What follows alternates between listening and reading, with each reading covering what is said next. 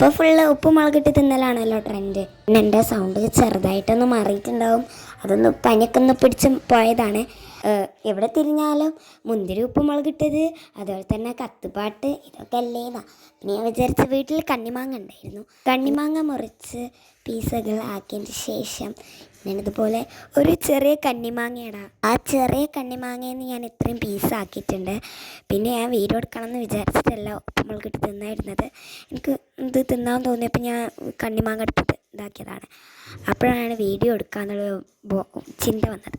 അപ്പം ഞാൻ നേരെ കണ്ണിമാങ്ങ ഒക്കെ എടുത്ത് ഓൾറെഡി മുറിച്ച് വെച്ച്, പിന്നെ അത് വലുതാക്കി മുറിച്ചിട്ട് അതൊന്ന് ചെറുതാക്കി, പിന്നെ അതിലോട്ട് കുറച്ച് ഇൻഗ്രീഡിയൻസ് ആഡ് ചെയ്ത്, കുറച്ച് മുളക് പൊടി.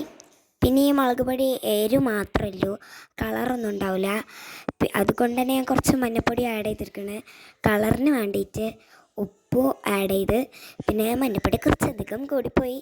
പിന്നെ അതിലോട്ട് കുറച്ച് വിനാഗിരി ആഡ് ചെയ്തു. അനിയത്തിൻ്റെ കുഞ്ഞിക്കൈയാണ് ആ. പിന്നെ ഞാൻ വെറുതെ മഞ്ഞൾപ്പൊടി ആഡ് ചെയ്തതല്ല, ഈ മുളക് പൊടി നല്ല എരിവുണ്ട്. അപ്പോൾ അതിന് കളറിന് വേണ്ടിയിട്ടാണ് ഞാൻ മഞ്ഞൾപ്പൊടി ആഡ് ചെയ്തത്.